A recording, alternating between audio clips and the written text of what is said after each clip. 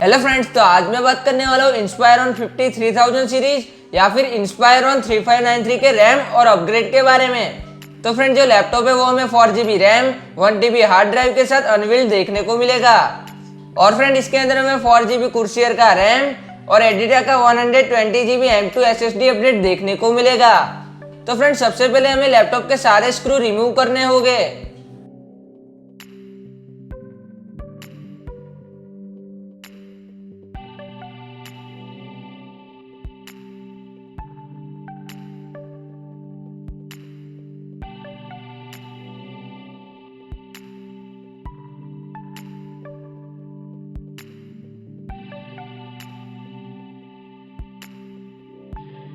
उसके बाद जो लैपटॉप का बैक कवर है उसे हमें इजीली रिमूव कर देना है।